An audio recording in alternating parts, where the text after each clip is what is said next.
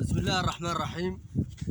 هاي جماعة من الناحية العسكرية السابعة ذو مضرق في حدود 7 كيل بيننا مع العدو ودارسين بحق الدراسة، وبدنا عطيناهم ذاك اللي عطيناهم، وفي الآفاق إن شاء الله اليوم عشية ولا الصبح إن شاء الله في البرنامج نضرب نعطيهم ذاك اللي يستحقوا منه. هاي الجماعة اللي طلعوا فيها رجالة صناديد ما هي خايبة ولا يراجع على العدو، ما يراجع الشيء قال الخوف ورجعوا له رموا خالق.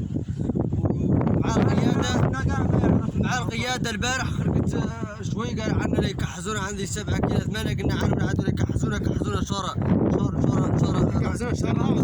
ذل العار هذا ما يبعدونا عنهم بعد وخارج الليل قدام وحد قاع ما حضر فاتوا ياسر حد ما جابوا وطنيته جابته رانا شاكرينكم الصحراويين جميع الصحراويين اي مكان في اسبانيا وفي المنطقه ضامنين معاكم وقار فينا حتى عدلتوا وكلها من اتجاه يقضي النار وخالق لا ترابنا اللي ينقبضوها لا بذيك والله فيك هذا رشاشنا هذا الرشاش ويوضي بعد بيك حس ما تسمع حس يقول على مرفق عندي متناول لك فضل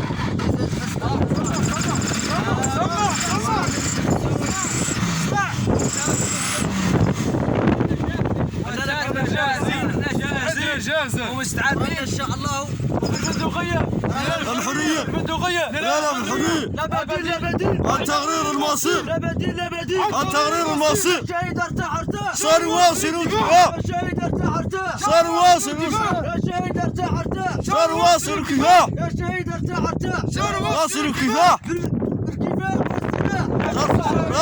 بالكفاح والسلاح أرض الصحراء فيه الأرواح بالكفاح والسلاح أرض الصحراء فيه الأرواح معتقل يا رفيق واصل الطريق يا معتقل يا رفيق سنواصل الطريق بعد كلها نقول لكم الرواية عنا طرابلس رانا ما محررين وحدها، رانا لا نحتلوا مناطق منهم هو نفوتوا محتلين حق بارتنا. لا ورانا مولي اختبار الله على خلقة حرب، رانا ما راجعين على الرشاد. راهي بدات في من موت والعرب والفرار. قصير لموينك ذا ضربوا نوكلوا في وجبه من ذوك الوجبات اللي يتناولوا وكلوا هذا إن شاء الله وكلوا له شيء ثاني ما قاعدين نقولوا يا حرق الليله بيض ناقم خليل. لا يبقانا حد في المخيم، لا يبقانا حد في المخيم، سيان الشاب سيان كبير سيان صغير جميع التحق المؤسسات العسكريه، لا يبقانا حد في المخيم. والسلام عليكم ورحمه الله.